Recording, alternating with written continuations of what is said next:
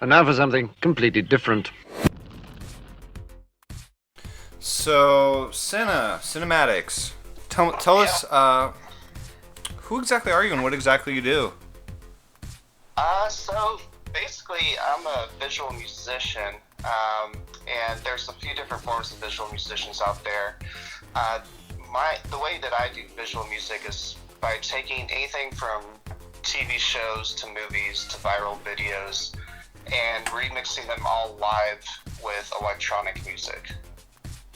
Okay, so, when you do that, I've seen some of your videos and I see the MPC that you're using. So is that controlling the music and the videos at the same time? Yeah, are you talking about the mixer? Yeah. The mixer, there's two channels. I have one channel running audio live and the other channel is running video live. And so I'm manipulating everything between the knobs and then especially the RGB cue pads.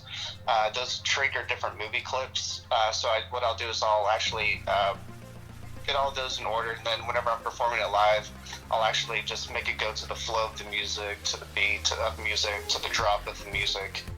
And so essentially it becomes an overall part of the overall experience whenever you've seen one of my shows. So visual music, cinematic manipulation, VJ, video jockey, multi-sensory, video artist, what exactly do we call this? I coined a term back in 2011 called cinema electro. That's what I prefer to call it, but really the more appealing term that people seem to understand better is visual music. That's kind of something that most people... I originally wanted to give it something with the electro because everything I do is going to have some kind of electro sound to it. So that's why I decided to call it cinema electro back in 2011. But visual music, other people, like I have a friend over in Spain, he goes by Eclectic Method, he does what I do, and he just calls it video remixing. So there's different artists call it different things, but overall visual music seems to be really the name that has caught on the best. So, how and when did you get started with video manipulation? I originally started as a DJ back in 1999. So I started there, and it was about 2000. It was about 2011 when I went to go see Blue Man Group when they were doing one of their tours here in Houston.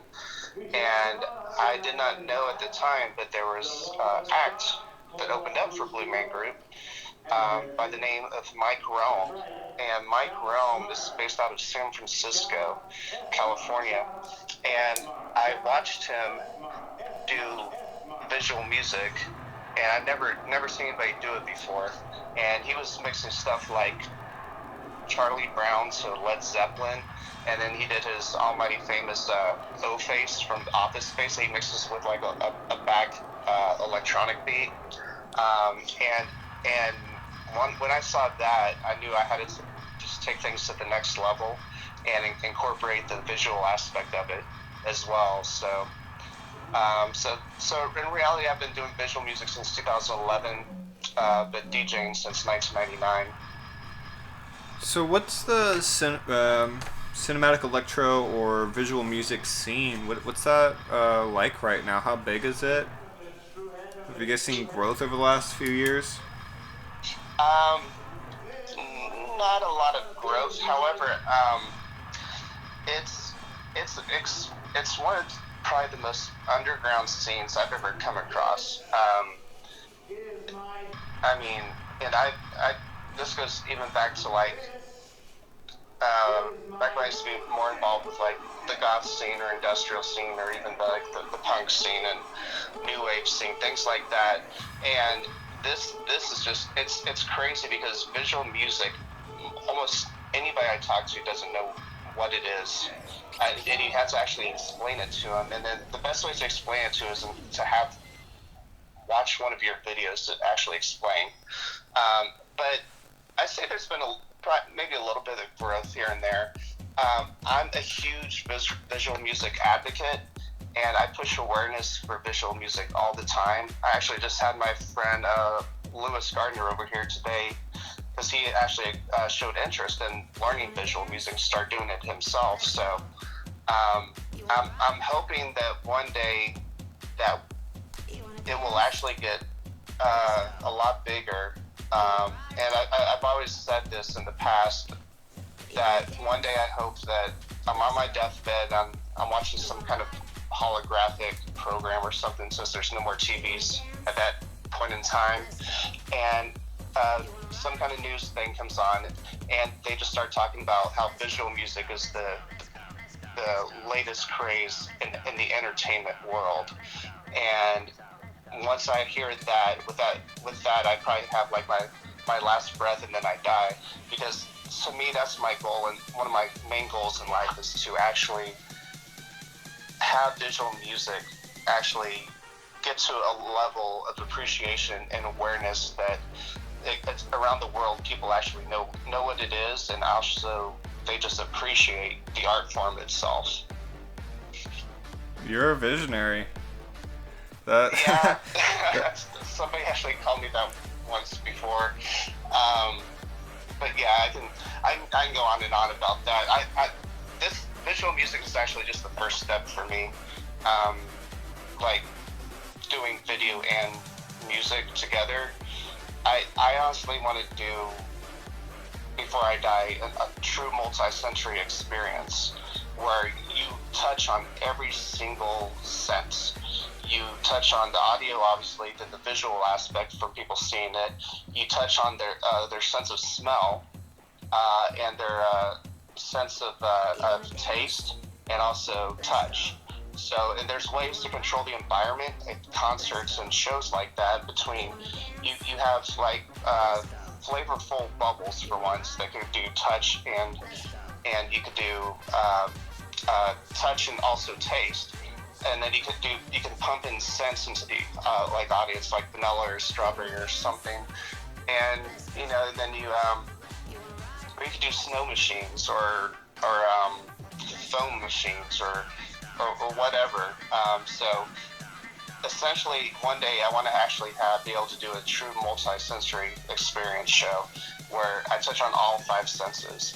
To me, that's the end goal for me, is to actually get to that point. Unfortunately, right now, I'm not quite there with having the kind of budget for that kind of production yet. But yeah, that's kind of where I want to head eventually. That, and also incorporating holograms into what I do as well. Yeah. I think that's really interesting. You talked about like the multi-sensory experience, especially like in the way that you make music. There's a difference between a music video and what you do, and that's that you're producing it live. So it'd be really interesting not only to see, a show that's able to encompass all those things and have it all pre-planned out, this is when this comes in, this is when things start to smell like cherry, but to have actually a controller live control when that comes in, because as the energy at the venue is changing and growing naturally, you might want to naturally be able to control when things change and not have it just a preset function. Yeah, exactly. You have everything at your fingertips to be able to control everything live.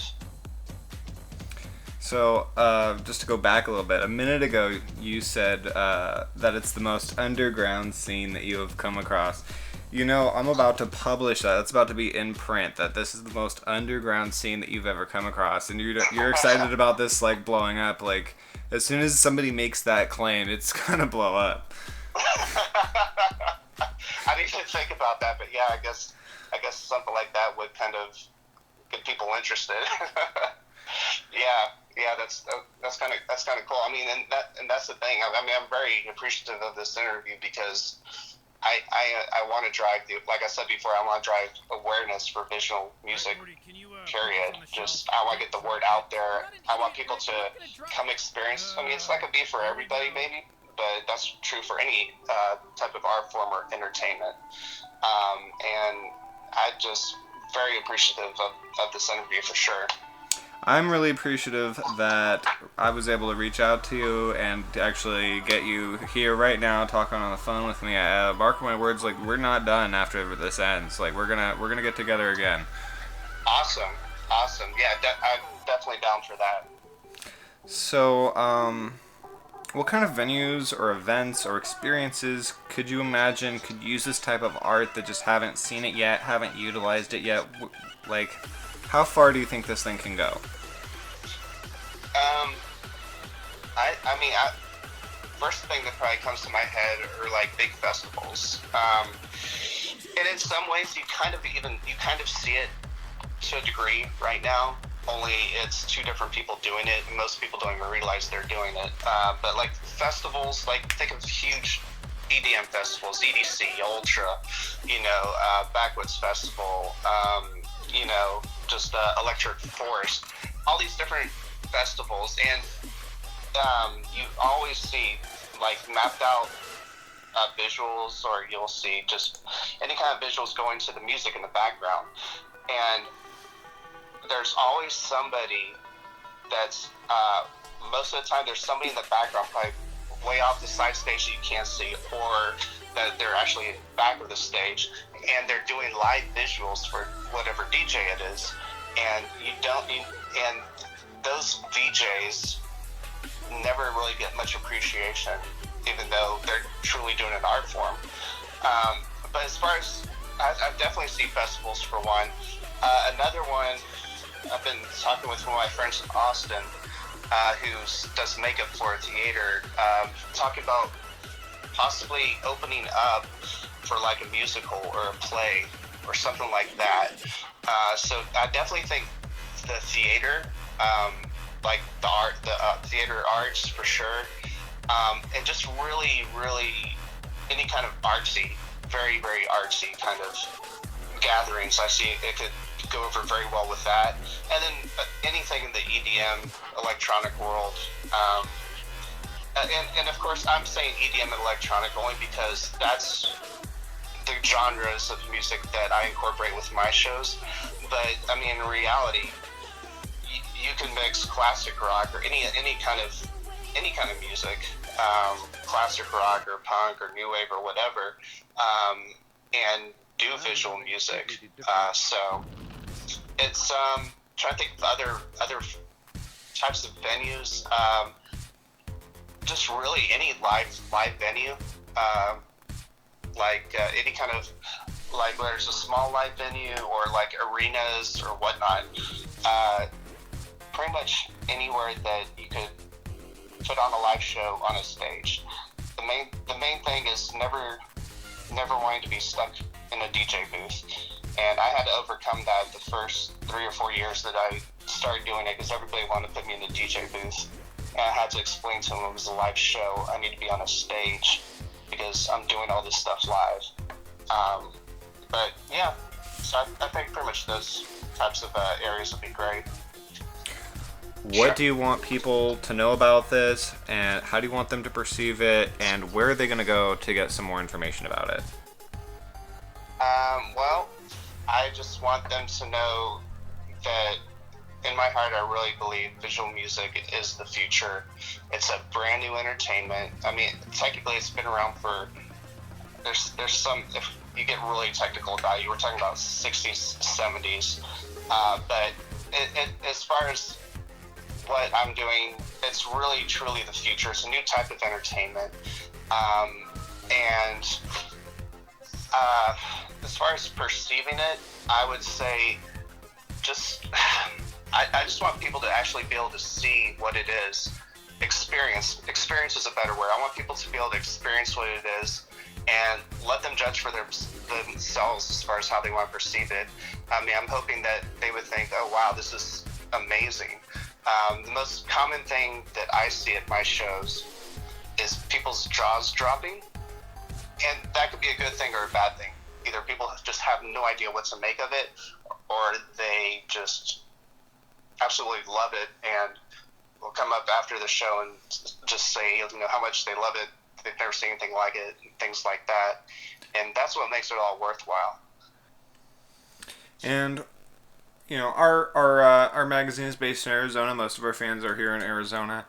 So where can they go upcoming to come and see your live show? Actually, this show, surprisingly enough, I know it's only going to be July, but this is actually my last show for the year. I'm about to move, and I'm focusing a lot on that, and also coming up with a lot of new material as well, and just preparing for 2020. So I do have all my upcoming shows on my website, just cinemagmanipulation.com /Sina Matix. But, I mean, that or Facebook. I'm always updating stuff on Facebook as well. And of course, YouTube. YouTube's going to be number one. Anything that I create goes on YouTube or my Facebook page. A lot of behind-the-scenes stuff is more on Facebook page, like as I'm making stuff and kind of going about the process. And then, of course, YouTube has all of my, what I call LVRs, which stands for Live Video Remixes. So I would say definitely go there, and definitely come to Audio Bin 2019. I'm hoping to come back. My friend Moabite, Kevin, is actually in Phoenix, and he's been generous enough to actually bring me out to this event.